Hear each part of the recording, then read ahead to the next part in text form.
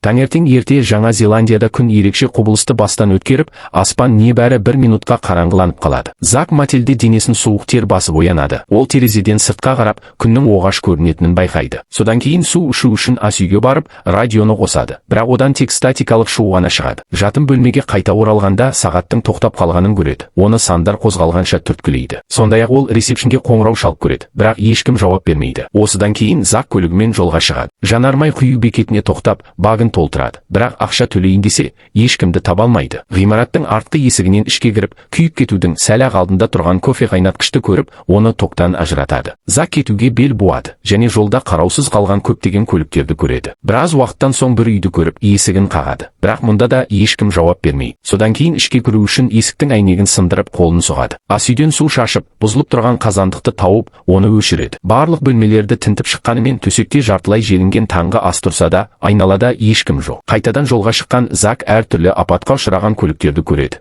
Бірақ олардың иелері де, билік өкілдері де көрінбейді. Осы көрініске алаңдап, ол дұрыс тұрақталмаған жанармай тасушы үлкен жүк көлігіне соғылып қала жаздайды. Бірақ соңғы сәтте бұрылып үлгереді. Зак жүк көлігінің ішіне қарап, орындықтардың бос екенін көреді. Сосын оның радиосын пайдаланбақ болады. Өкінішке орай, ол да жұмыс істемейді. Ақыры Зак қалаға жеткенде, оның да қаңырап бос қалғанын және көшелерде бейберекет тасталған көліктерді көреді. Ол айналаны шолып жүріп, жақын маңнан шыққан қара түтінді байқайды. Ұшақ құлап, бір үйді қиратқан екен. Зак барлық жерді қарап шығады. Бірақ бірде-бір мәйітті таба алмайды. Сәлден соң ол өзі жұмыс істейтін спутниктік зерттеу станциясына келеді. Бұл жерде бос, бірақ бұл оның компьютерге отырып, мән-жайды білу үшін әлемдегі басқа станциялармен байланысуға тырысуына кедергі болмайды. Алайда одан ештеңе шықпайды. Ол үй телефонында қолданып көреді, бірақ ол да істемейді. Зак лифтпен жертөледегі зертханаға түсіп, басқа компьютерге қарайды. Онда прожектор жобасының аяқталғаны жазылған. Содан кейін ол басқару бөлмесіне кіріп, ақыры бір адамды табады. Алайда орындықты айналдырғанда, оның әріптесінің өліп жатқанын көреді. Оның қолы күйген, көздері шарасынан шыққан және бетінде оғаш ісіктер бар еді. Дене басқару пультінің үстіне құлаған кезде компьютерде дабыл іске қосылады. Компьютер дауысы радиация қаупі бар екенін, сондықтан зертхананың құлыпталатынын хабарлайды. Зак бірден лифтке қарай жүгіреді, бірақ ол жабылып қалған еді. Шарасыз қалған Зак төтенше жағдай жүйесін өшіруге тырысады. Бірақ экранда тек әкімшілікпен байланысу керектігі шығады. Ал әкімшілікте ешкім жоқ екені белгілі. Ол денеге қайта қарап, оған бұл тәжірибенің адамзаттың жойылып кетуіне себеп болғанын айтады. Зактың басына бір ой келіп, газ баллоны мен жанарғы табу үшін жүгіреді. Ол жанарғыны жағып, газды ашып қояды. Сосын оларды дәретханада қалдырып, өзі кеңсеге барып тығылады. Ол жерден дыбыс жазғыш тауып, соңғы хабарламаны тыңдайды. Әріптесінің дауысы олардың компьютерлерінде толық емес бағдарламаларды қолданғанын және бас кеңсе ақпаратты жасырып келгенін, сондықтан көрсоқыр болып жұмыс істеуден бас тартатынын түсіндіреді. Ол прожектор жобасының істен шыққанын және жер бетінде қалған жалғыз адам өз екенін айтады. Сол сәтте газ баллондары жарылып, жертөленің төбесінен тесік пайда болады. Бұл Закқа ғимараттан шығуға мүмкіндік береді және бірнеше минуттан кейін ол сыртқа шығады. Осыдан кейін Зак радиостанцияға барып, егер біреу тыңдап тұрған болса, өзімен байланысуын өтініп, аты жөнін, мекен жайын және телефон нөмірін таратады. Ол сондай-ақ бұл хабарламаны үлкен нұсқағыш көрсеткіштермен көше белгілеріне де салады. Кейін Зак мотельге оралып, біраз күтеді, бірақ ешкім келмейді де, қоңырау да шалмайды. Біраз уақыттан кейін Зак полиция көлігін ұрлап алып,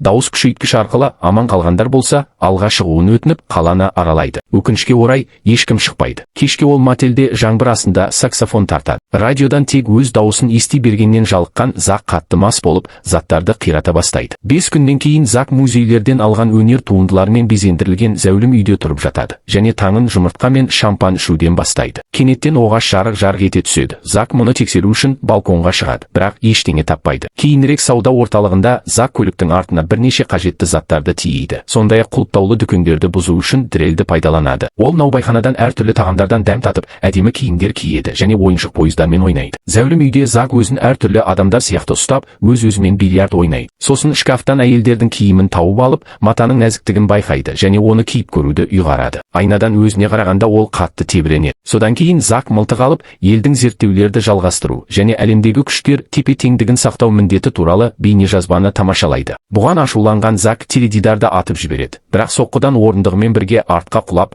абайсызда төбені тағы бір атып, люстраны түсіріп алады. Оның санасын күмән мен қорқыныш билеп алғандай көрінеді. Ол таспадағы адамды бәрін құртқысы келді деп айыптайды. Сондықтан бұл істі қолға алу енді Зактың міндеті. Қабырғаны тесіп, Зак өз бөлмесіне сырттағы динамиктерге қосылған музыкалық ойнатқыштар орнатады. Ол сондай-ақ көгалдарға әлемді көшбасшылардың мүсіншелерін қояды. Динамиктерден музыка жаңғырып тұрғанда, Зак балконға шығып, сөз сөйлейді және өзін осы тыныш жер шарының президенті деп жариялайды. Зак жылай бастағанда бүкіл қалада жарық өшіп қалады. Біраз уақыттан соң Зак біреуді іздеп, қолына мылтық алып шіркеуге басып кіреді. Ол қайдасың сен деп айқайлап, егер бұл адам шықпаса, Исаны ататынын айтып қорқытады. Ешкім шықпаған соң ол Исаның мүсінін құлағанша ата бастайды. Ол сондай-ақ өзін құдаймын деп жариялап, балтамен компьютерлерді қиратады. Кейінірек ол жанармай бекетінде үлкен жүк көлігін айдап бара жатып, байқаусызда балалар арбасын басып кетеді. Зак нәрестені өлтіріп алдым ба деп қорқып, оны тексеруге дереу жүгіреді. Бірақ арба бос болып шығады. Ал бұл кезде жанармай бекеті өртеніп кетеді. Зак мылтығын алып, өзіне өзі қол жұмсамақ болады. Теңізге шомылып алғаннан кейін Зак қайтадан электр жарығы болу үшін генератор орнатады. Келесі жолы азық-түлік алу үшін қалаға барғанда ол жақын маңнан оғаш дыбыс естиді. Ол мылтығын алып дүкенге тығылады, бірақ ештеңе болмайды. Жолда келе жатып, ол көліктің орнынан қозғалғаны немесе мұның бәрі оның қиялы екенін ойлап таңғалады. Үйінде Зак еш күш жұмсамай бақшасын күту үшін көгалшапқышқа қашықтан басқару құралын қосады. Содан кейін компьютерін пайдаланып радиация деңгейін тексереді.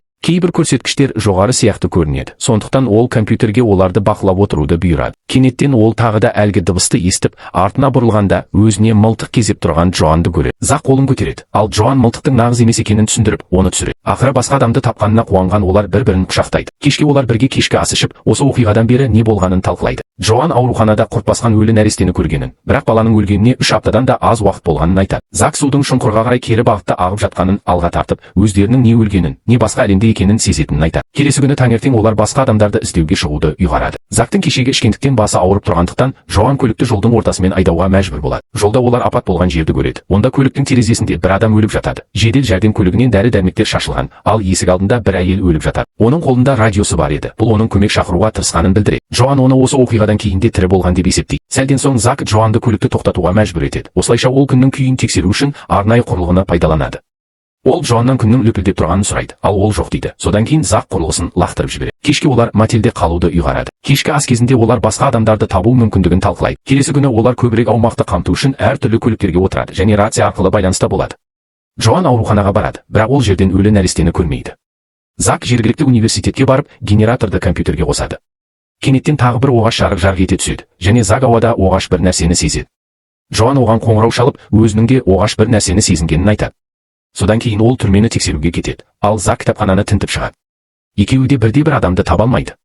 Кешкі ас кезінде Зак Джоанға прожектор жобасының американдықтардың идеясы болғанын және басқа елдердің тек көмектескенін айтады. Американдықтар жерді қоршап тұрған торы арқылы энергия беру тәжірибесін жасаған. Бұл ұшақтарға жанармай құймай-ақ ұшуға мүмкіндік беретін еді. Джоан мұны адамның құдай рөлін ойнауы деп атайды. Бірақ Зак бұған олардың тәжірибесі себеп болғанына ешқандай дәлел жоқ екенін және мұны құдай жасаған болуы мүмкін екенін айтады. Келесі күні таңертең Зак телефонның шырылынан оянып кетеді.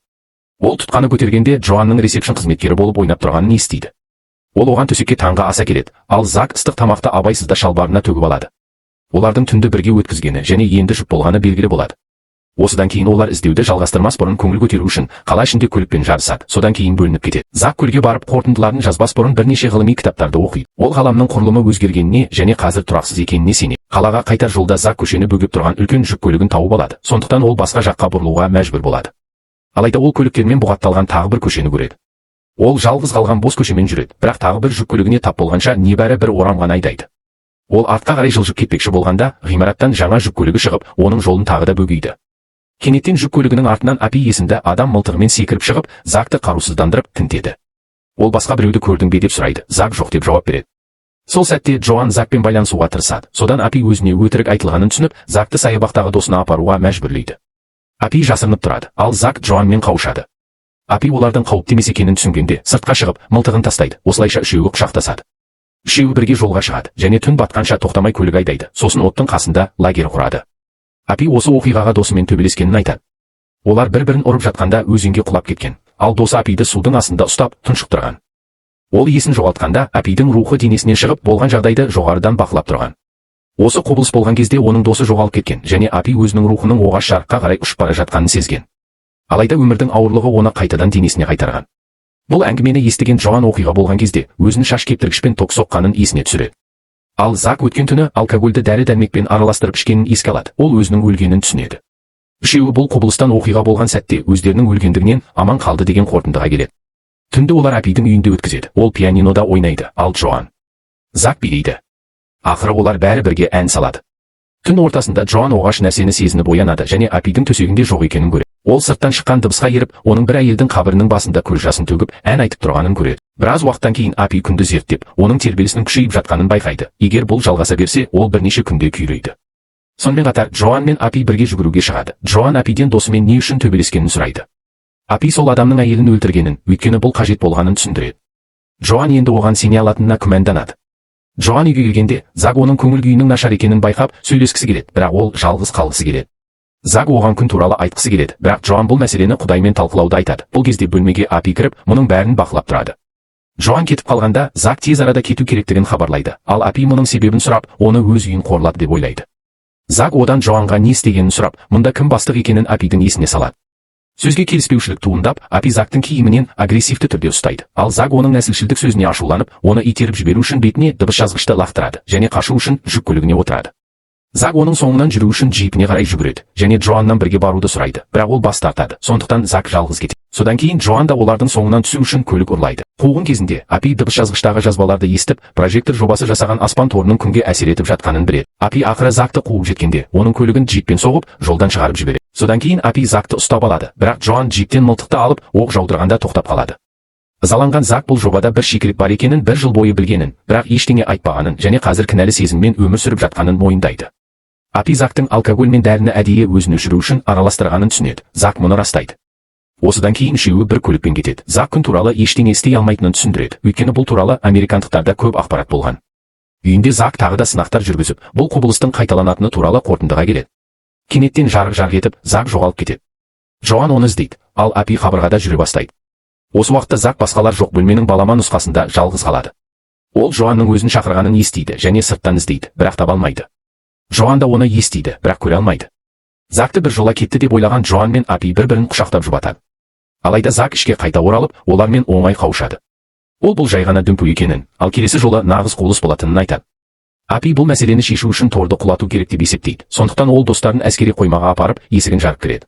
Олар торды жою үшін пайдалануға болатын көптеген жүк көліктері мен жарылғыш заттарды табады. Жарылғыш заттарды жүк көлігіне тиіп жатқанда, Зак Апи мен Джоанның нағыз емес екенін және өзінің елес көріп жатқанын айтады. Кейін Апи жарылғыш заттары бар жүк көлігін айдайды, ал Зак пен Джоан жеңіл көлікке отырады. Зак Джоаннан оған Апи көбірек ұнайма деп сұрайды. Ол жолдан көзін тайдырып, Закты сүймекші болғанда жүк көлігіне соғыла жаздайды, бірақ Зак көлікті дер кезінде бұрып үлгереді. Апи жеткенде жүк көлігін тоқтатады, өйткені өтетін орын жоқ еді, және ол екінші жүк көлігін жолдан итеріп тастайтынын айтады. Джоан мен Зак көліктің артына тығылады, ал Апи екінші жүк көлігін бірнеше рет жайлап итереді, бірақ нәтиже шықпайды. Содан кейін Апи бір шақырым артқа шегініп, толық жылдамдықпен айдайды. Нәтижесінде екі жүк көлігі бір-бірін сырып өтеді. Бақытқа орай, жарылыс болмайды. Джоан Апимен бірге жүруді жөн көреді. Сондықтан Зак көлікпен олардың соңынан жалғыз жүруге мәжбүр болады. Біреуге секундтар қалғанда Зак өз құрылғысының дыбысын естиді және басқаларға қоңырау шалуға тырысады, бірақ Апи рацияны өшіріп тастайды. Ашуланған Зак жүк көлігі қасына жетіп, оларға айқайлау үшін жылдамдықты арттырады. Алайда екі көлікте бір жолақты көпірге тап болғанда тоқтауға мәжбүр болады. Апи мен Джоан жасырын түрде қол ұстасып тұрғанда, Зак радиация деңгейі тым жоғары болғандықтан зертханаға жақындай алмайтындарын түсіндіреді. Үшеуі зертхананы алыстан бақылайды және Зактың басына бір ой келеді. Олар жүк көлігінің ішінде ешкімсіз басқару үшін оның қашықтан басқару құралын пайдалана алады. Зак оны алып келу үшін қалаға баруы керек. Джоан онымен бірге баруды ұсынады, бірақ Зак бас тартады. Ол кеткеннен кейін Апи мен Джоан жақындық танытады. Олар сыртқа қарап, Зактың ешқайда кетпегенін көреді. Ол қазір жүк көлігін жарылғыш заттармен бірге өз жүрегіне қосқан күйі айдап бара жатыр еді. Зак жүк көлігін алғашқы қашу кезінде әлсіреткен аймақ арқылы өткізіп, әріптесінің денесінің қасына тоқтайды. Содан кейін ол бомбаларды жарып, бүкіл зертхананы бір үлкен жарылыспен тас-талқан етеді. Осы құпия жарықты бірнеше минут бойы көргеннен кейін, Зак жағажайда оянады. Көкжиектен оғаш көрінетін бұлттардың үстінен сақиналары бар алып планета көтеріліп келе жатады. Осы сияқты көбірек бейнероликтерді көру үшін жазылуды және хабарландыруларды қосуды ұмытпаңыз. Тамашалағандарыңызға рахмет.